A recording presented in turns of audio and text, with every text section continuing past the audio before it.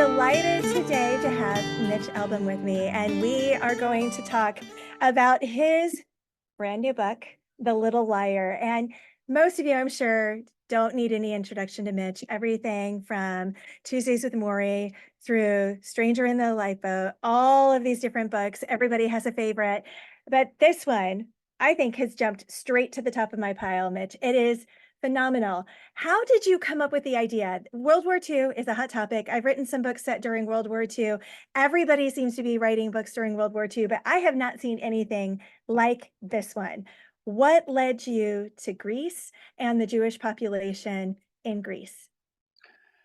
Well, I guess it's different because I didn't really look at it as let me write a book about World War II or let me write a book about Greece or even Jews in Greece. I wanted to write a book about the truth and Yeah. the precious value of the truth. And what separates me a little bit, I think, maybe from some other writers based on my conversations with other writers is uh, a lot of other writers tend to sort of say, I've got a great idea for a story, I've got a great plot, I've got a great character, and they want to create something from that. Ever since Tuesdays with Morrie, I guess I have almost a browbeating voice in my head that says the book has to have some kind of lesson, or it has to resonate with people after it's done. It's not enough for it to just be a good story. And so I try to find themes that I think I have something to say on, and then find a story that fits the theme. And so, truth and lying was something that I wanted to write about for a long time. And I finally kind of found this example, which I'm sure we'll talk about, about a terrible forced lie onto someone who had only told the truth before in his life. I thought, Yes. okay, this is a great setting. When was there a time in history when truth was more abused than World War II and the Nazis? Because Yeah. everything that the Nazis did was based on lies, and finding fault with other people and saying, if we just get rid of these other people, then we'll be the master race and everything will be good for our country.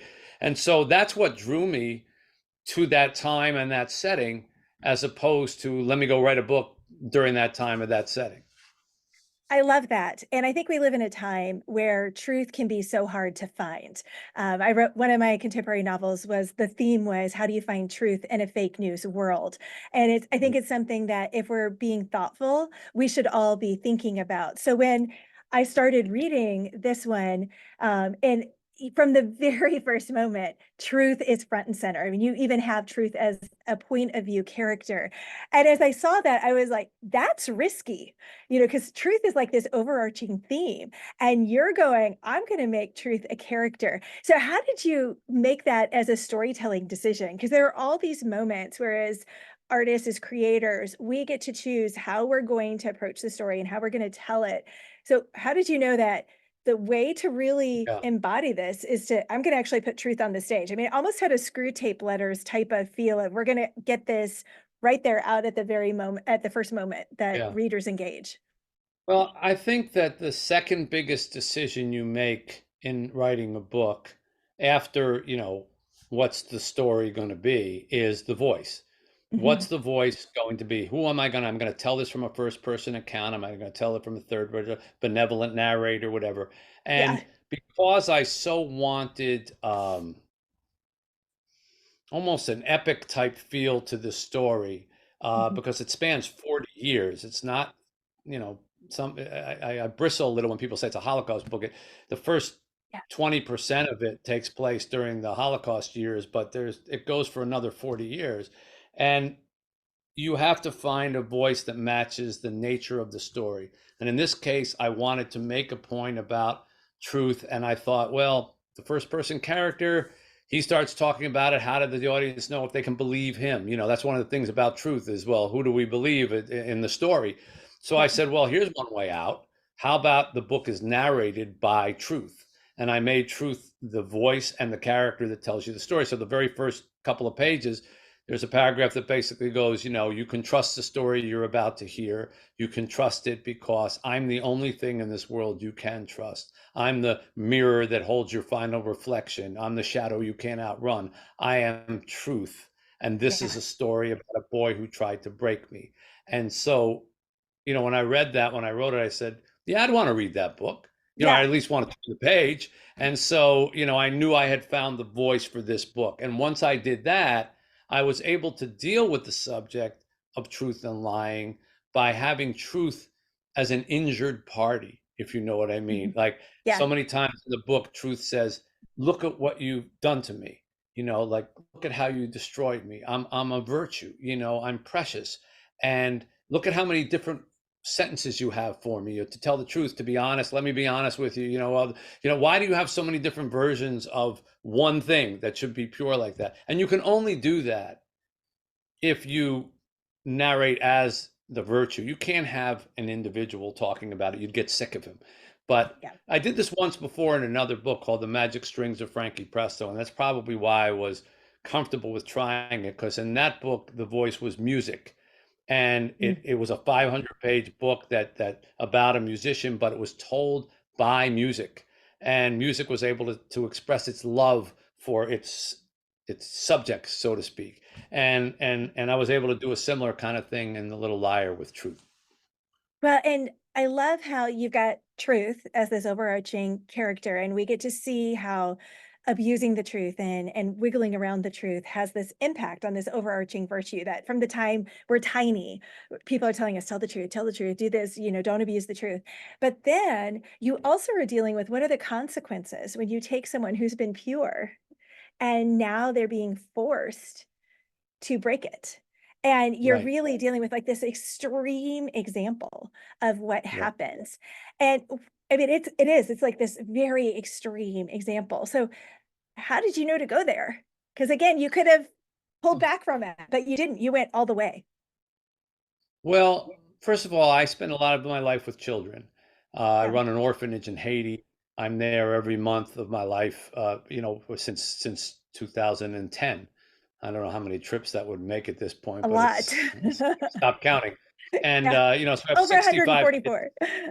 Something, right. I have 65 kids there.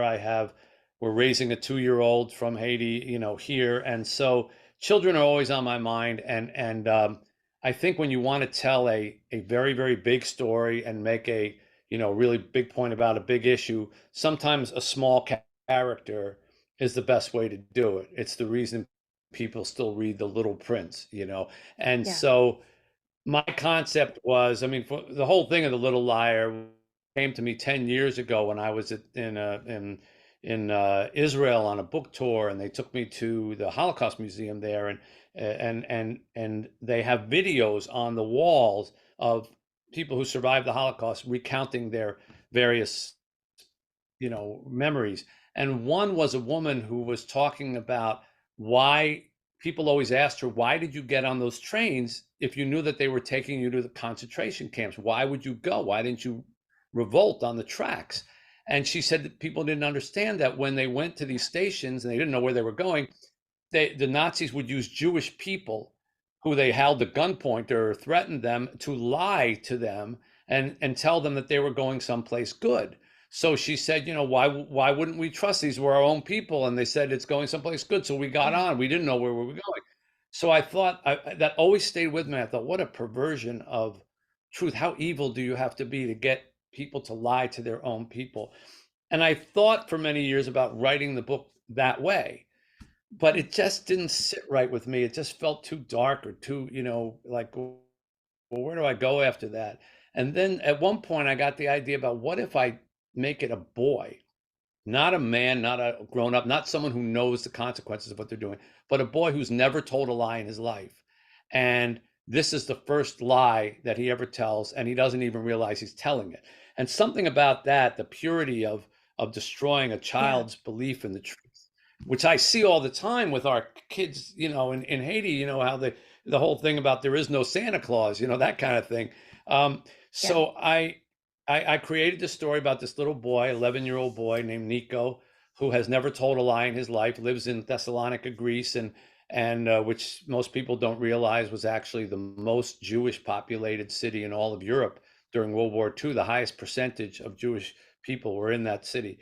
And when the Nazis invade, they decide to use him as a weapon. And so they find out that he's this honest kid, and they kidnap him from his family, essentially. And they say, well, we'll let you go back to your family, after you do a favor for us, just stand on these railroad tracks and tell the people who are going to be confused that they're going to nice homes and a new jobs and they're all going to be together again. And they're going to be happy to hear that. And then you can go home to your family.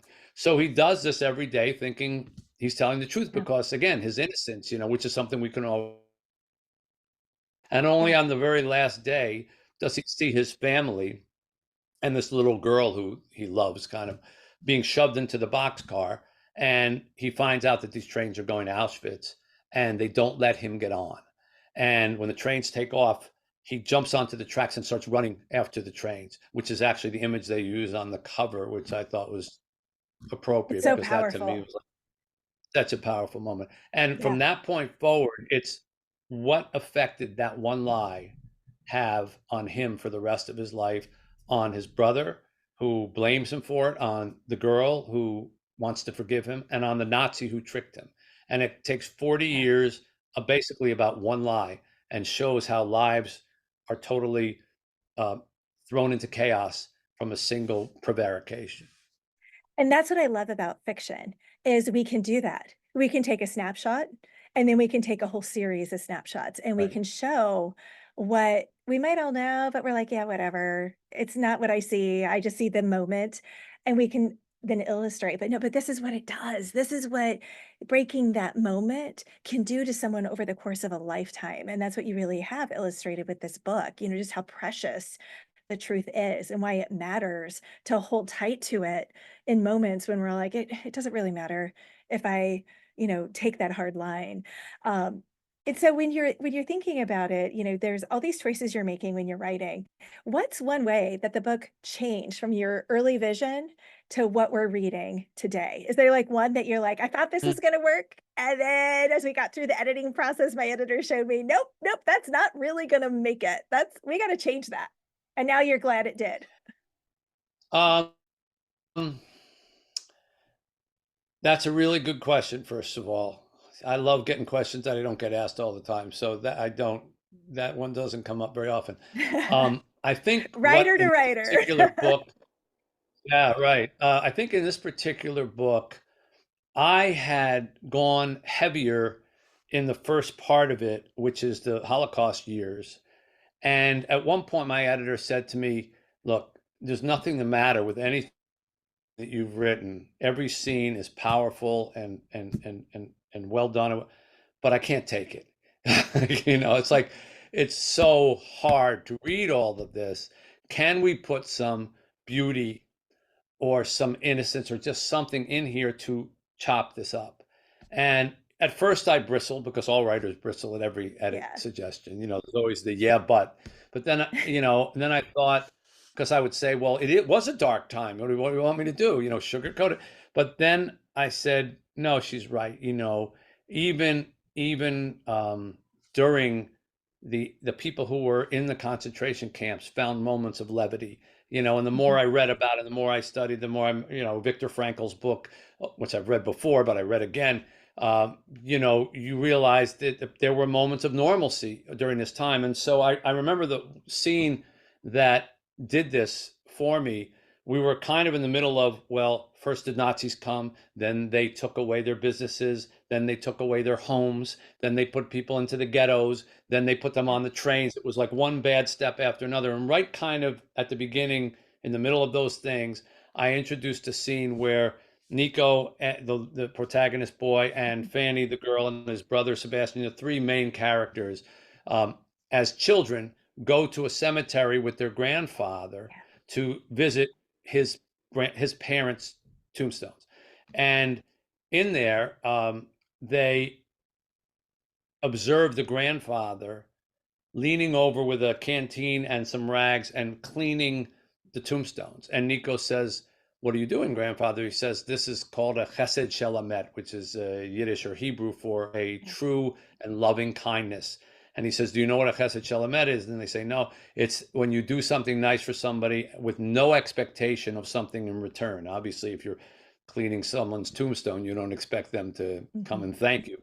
And Nico says, "Can I help?" And he leans down and does it. And then the other two take rags and they do it. And all three of them are kind of cleaning the tombstones, and then they kind of walk down the hill together, and they are singing and holding hands and all that, and then at the very last paragraph of that, just to take it back, I say it was the last time that they would ever visit that cemetery. 2 months later, the Nazis destroyed the whole thing, Yeah, which is like in true. 2 But sentences.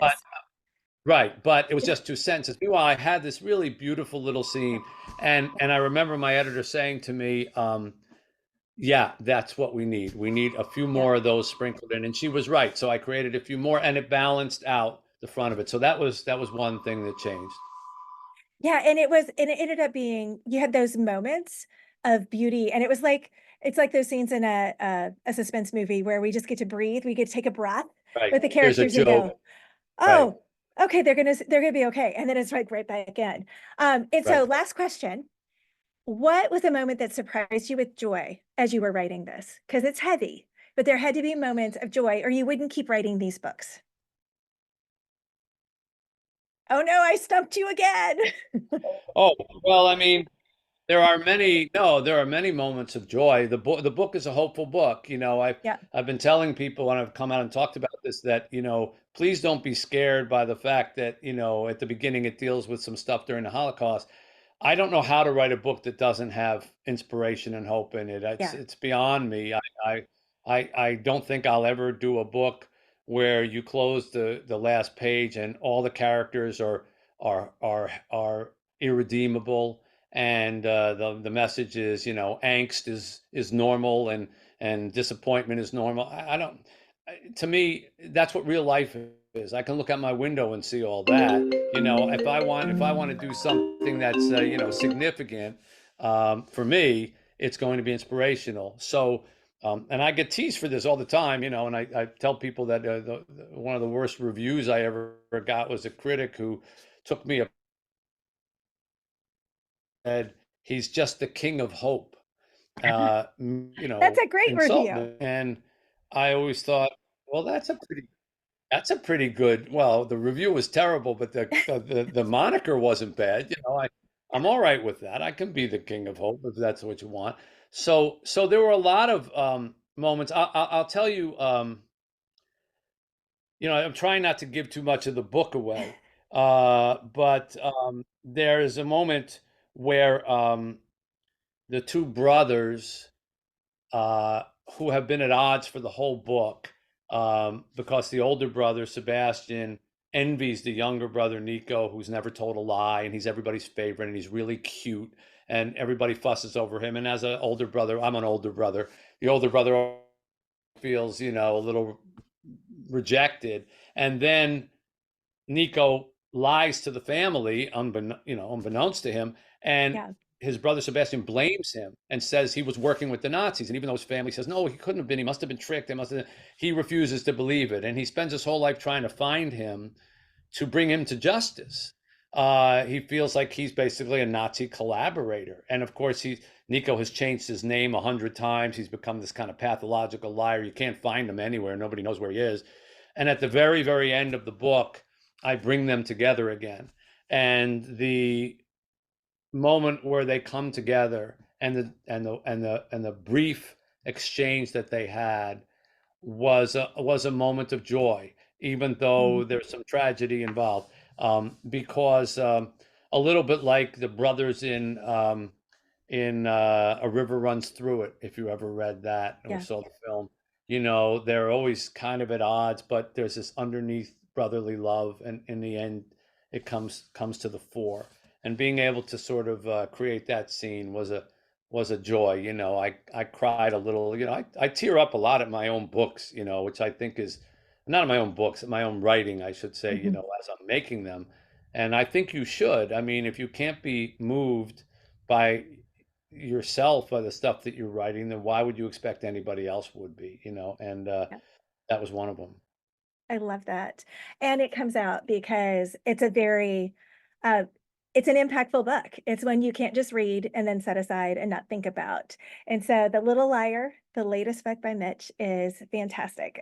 It sucked me in from the very first lines, and, is one that, as someone who has done a lot of research in World War II, I loved it because it was something that it's a new setting, a new era, a new part of the World War II landscape, but it's so much more than that. And so, like you said, it goes much beyond that, but it still highlights something that's really important and foundational, truth, and there's hope. I love that because sometimes you get into World War II and hope is missing, and there's Yeah, so much hope.